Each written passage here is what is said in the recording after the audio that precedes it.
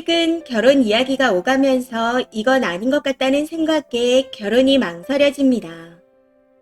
요즘 이 고민으로 몇 달간 속을 끓이다가 친구 부모님에게도 자세히 말하기가 힘들어 몇 년간 눈팅만 하던 곳에 처음으로 글을 남겨봅니다.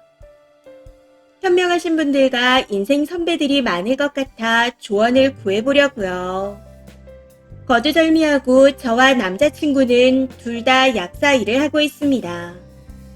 학생 때부터 연애해서 현재까지 5년 넘게 사귀고 있고요. 남자친구는 저보다 5살 연상으로 30대 초중반이고 저는 20대 중후반입니다. 사귄 기간이 길기도 했고 남자친구가 결혼 정년기이다 보니 최근 들어 결혼 얘기가 나오고 있는 상황이죠. 20대 초중반 학생 때는 막연히 지금 남자친구와 당연히 결혼할 거라고 생각했습니다. 오랜 기간 사귄 상태이기에 가끔 다투기도 했었지만 많이 좋아했고 저랑 잘 맞는 부분이 많다고 느꼈거든요. 해서 이 사람과 결혼하면 잘 살 수 있을 거라는 믿음이 있었습니다. 그런데 막상 결혼을 하려고 보니 소위 말하는 조건적인 부분 때문에 트러블이 생기기 시작하더라고요. 저희는 둘 다 지역 약국에서 폐의 약사로 일하고 있는데 저는 곧 부모님 지원으로 약국을 개업할 예정입니다. 자리가 좋아서 이래저래 합치면 10억 정도 소요될 것으로 예상하고 있고요. 물론 전액 지원이 어려운 상태라 대출을 조금 끼긴 하겠지만 약국을 열면 몇 년 안 돼서 회수가 가능할 것 같습니다. 반면 남자친구는 개국할 만한 상황이 아닙니다. 해서 제 명의의 약국을 개국하게 되면 아마 제 약국에서 같이 일을 하게 될 것 같아요. 결혼 이후에는 공동 운영 체제로 돌아갈 것 같고 약사 한 명당 약국 하나를 가지는 게 법이라서 돈이 모이면 그때 남자 명의로 따로 개국할 예정입니다. 결혼해서 각자 명의의 약국 2개를 굴리는 게 목표였죠. 이런 상황이다 보니 저희 부모님 쪽에서는 결혼을 하게 되면 아파트 정도는 남자 쪽에서 해오셨으면 하는 바람이 있습니다.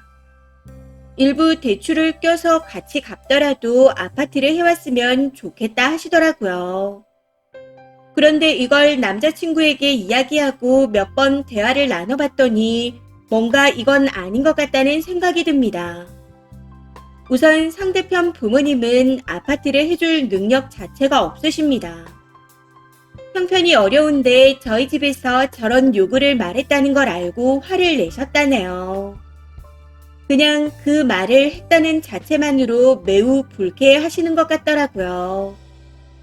그 이유를 설명하는데 첫 번째로 약국은 어쨌든 여자 명의인데 수입을 공동재산으로 한다고 한들 그게 무슨 의미가 있는지 모르겠답니다. 두 번째로 아파트를 남자 명의로 한다고 해도 어차피 부부 사이면 이혼할 때 나눠야 하지만 약국은 그렇지가 않다는 겁니다. 세 번째로 남자가 집을 해와야 한다는 자체가 구시대적 발상이랍니다. 이런 이유들로 상당히 불쾌해하신다고 하네요. 솔직히 저는 약국을 개국하는데 돈이 적게 드는 것도 아니고 큰돈 들여 개국하고 나면 얻게 되는 수입은 부부 공동재산이니 저희 부모님이 큰 지원을 해주시는 거라고 생각합니다. 그것만으로도 충분히 요구할 수 있는 조건이라 생각하고요. 그리고 무엇보다 결혼하지도 않은 상태인데 이혼이나 재산분할 같은 얘기를 먼저 입에 담는 예비 시부모님과 그걸 전달하는 남자친구에게 많이 실망스럽습니다. 정말 솔직히 말씀드리자면 속물적이겠지만 이 결혼이 저한테 손해라는 생각까지 들거든요.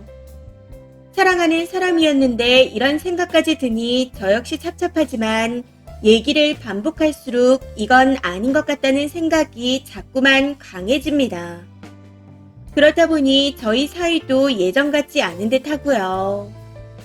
오랜 시간 만났지만 계속 이런 고민을 하다 보니 헤어짐까지 생각하게 되네요. 생각하면 할수록 이건 아닌 것 같다는 생각에 현재는 7, 80% 정도 헤어지자는 쪽으로 기울어진 상태입니다. 남자친구에게도 넌지시 이런 식이면 결혼하기 힘들 것 같다고 말한 상태인데 이런 제가 이기적인 걸까요? 제3자의 입장에서 봤을 땐 어찌 보이는지 의견이 궁금합니다.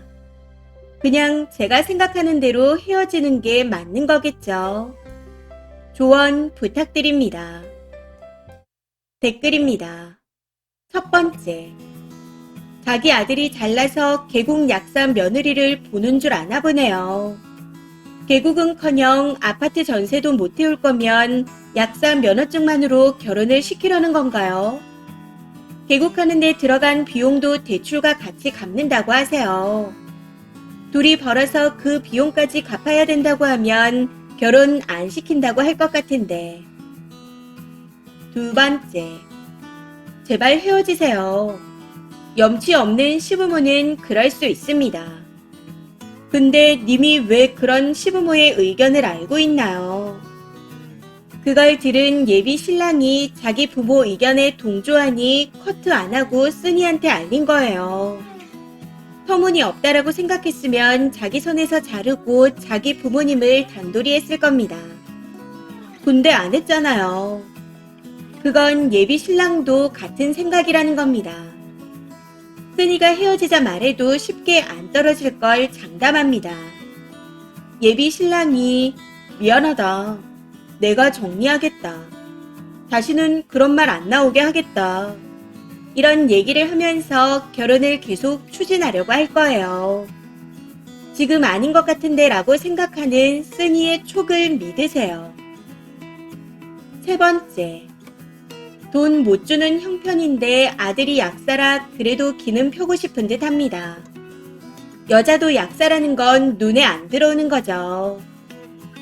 그냥 내가 우리 아들 약사 만들려고 이 어려운 형편에 얼마나 고생했는데 왜 돈까지 지원해달라는 거냐. 이런 식인 거예요. 해줄 수 있는 건 없는데 받고 싶은 건 많은 것 같아요. 나이도 젊고 직업도 좋고 집에서 어느 정도 지원도 가능하신 것 같은데 그런 결혼을 왜 하려고 하시나요? 정 때문에 인생 망치지 마세요. 남자가 집을 가져와도 결국 시댁 쪽에서 문제가 생길 겁니다. 네 번째. 사업장도 오래 같이 운영해서 배우자 기여도가 인정되면 재산 분할에 포함되지 않나요? 아무튼 저라면 남자는 둘째 치고 남자 부모님 때문에 결혼 안 할 듯 하네요. 아파트 해올 형편 안 되는 거 못 태우는 건 오케이지만 그 이유라고 드는 것들이 너무 이기적입니다. 이미 예비 시부모님한테 찍힌 것 같은데 결혼해봤자 좋은 대접 받기 어려워 보여요. 비슷한 조건의 다른 상대를 만나시는 게 나을 듯 합니다. 다섯 번째. 겪고 보니 내 조건이 괜찮으면 속물이어야 하는 게 맞고 결혼 전에 망설여지면 엎어야 하는 게 맞더라고요. 결혼 전에 조금이라도 내숭 떨고 해줄 것처럼 해도 할까 말까인데 이런 상황이라면 결혼하고 이혼한다고 글 쓰러 올 겁니다. 이건 100%예요. 이번 사연은 여기까지입니다. 시청해주셔서 감사합니다.